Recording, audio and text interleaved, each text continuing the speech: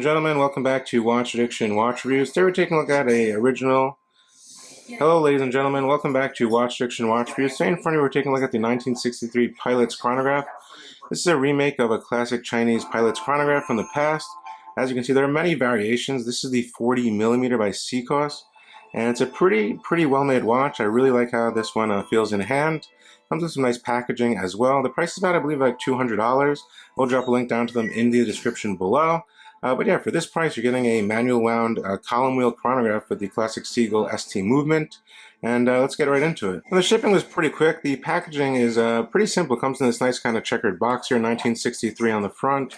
You do get your warranty inside this little pouch here.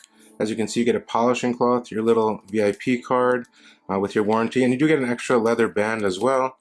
And a spring bar tool as well. As you can see, here comes a nice little leather band. It's decent quality. I wouldn't say super high-end quality. Comes with a polishing cloth as well. And just something to keep the watch on. Now this watch is crafted of solid 316L stainless steel all around. As you can see here, the stickering is still on, those little blue stickers. A lot of people call this the Chinese Star Chronograph, but it's one used by the Chinese military from the past. This is obviously a remake, not one of the original ones. But a very good remake, as you can see. It comes in a 40mm case, this model, 40mm across the dial there. It does have a domed sapphire crystal as well, as you can see on the angles there, which is pretty nice. In terms of case thickness, we're looking at 15mm. That is including the domed sapphire crystal there. Now, in terms of lug to lug or top to bottom, we have 49mm. I measured my calipers top to bottom on this model. And we also do get a lug width of 20mm, which matches perfectly with the 40mm case there. As you can see, the dial is that nice beige, off beige kind of vintage aesthetic there. As you can see, you get blued hands, which is a nice little touch there. The markers are raised, as you can see, for the hours, the 12, 2, 4, 6, 8, 10, and all the other hour markers as well. The watch is 30 meters water resistant with a pull and push crown there. I'm going to go ahead and wind the movement here. As you can see, it's pretty smooth. You can wind this up for about a 38-hour power reserve, I'd say. Pretty smooth winding via the crown here, signed with the Chinese star there. You get piston head style pushers, very easy to push as well. One click and you do get the chronograph movement, which is a 30-minute countdown chronograph. You can have them to 30 minutes. And you can just start and stop and then reset. It flies right back. Everything lines up perfectly, as you can see there. There is the Chinese red star, as you can see, with 19 Zwan and some Chinese writing. Very neat. The printing on the actual dial is very neat. And everything is very legible. As you can see, that is the star and the pushers there. The case is mostly highly polished along the sides. I would say the case cut and finish is very good there. And flipping to the other side, very nicely high polished, very smooth, no sharp edges or anything like that. And everything looks pretty good on there. You also do get a nice view of the movement through the exhibition caseback, which I do like a lot. These movements aren't that bad looking. They're pretty decent looking. They definitely have been produced for a while. I'll get you a look at that movement in a second. And you do get a nice look at this movement through the exhibition caseback here, as you can see. There's some striping on some of the plates. This is produced in China now. But yeah, it has a little regulator here. It has shock protection as well.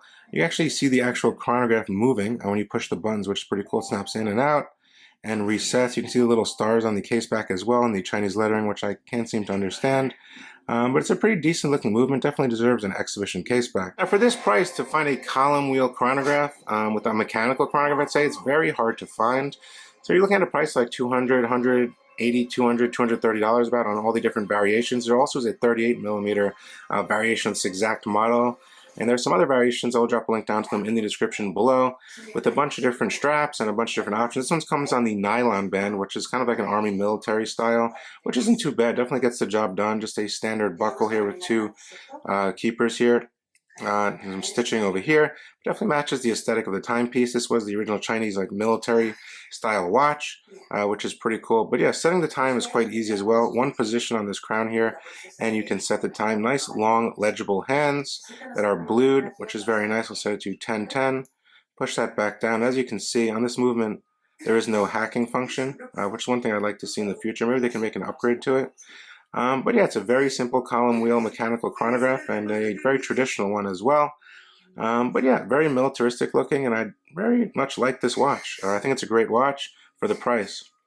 Obviously, there are higher end mechanical column wheel chronographs like Omega Speedmasters and such, but those cost around $5,000 or $6,000. Considering you're paying $200, you can actually get a mechanical chronograph column wheel mechanical chronograph, you know, for like 200 bucks. I think it's a great deal. There is no loom on this watch. Not really a watch that, you know, kind of gets loom. It's just a simple chronograph. But yeah, I'll throw it on my wrist, show you how it looks, and then I'll wrap it up here. Strapped on my 6.5-inch wrist, the watch fits perfectly 49 lug to lug, very legible top down. The band itself is pretty comfortable, actually. I'm not a huge fan of NATO bands, to be quite honest. I would throw this on more of like a felt or leather band. But yeah, I think this NATO band fits it perfectly. It fits very nicely, doesn't stand up too tall. Definitely conforms nicely to the wrist there. It's not coming loose. Feels like a very sturdy high-end watch, in my honest opinion. Feels more like a $500 or $600 watch, in exchange of, you know, a $200 or $300 watch there. But yeah, it fits perfectly on my wrist. Sizing is perfect at 40 millimeters. Furthermore, guys, for the money, I think you're getting a great chronograph. Most of you guys are very familiar with this model. I know you guys have seen it around. It's been around for some time. You can find them on the link in the description below. But no quality control issues. Functions great. Nice actuation of that push there. Everything is running good. And no issues on my end. Quality control is very good. You get a warranty, an extra leather band. The leather band isn't that great, I must admit. Definitely can be used, but it's not amazing. Definitely prefer it on this nice nylon band here. It's like a military color, kind of an army color here, which is pretty cool to match that dial. And definitely fits nicely with the watch. But anyway, no quality control issues here. And stop and reset that chronograph. Very nice actuation, decent movement. And for the price, I don't think you can get much better. Let me know what you guys think of this watch down in the comment section below as usual. Definitely subscribe to the channel. Let me know what you think, and I'll see you on the next video. Thank you so much for tuning in. Bye.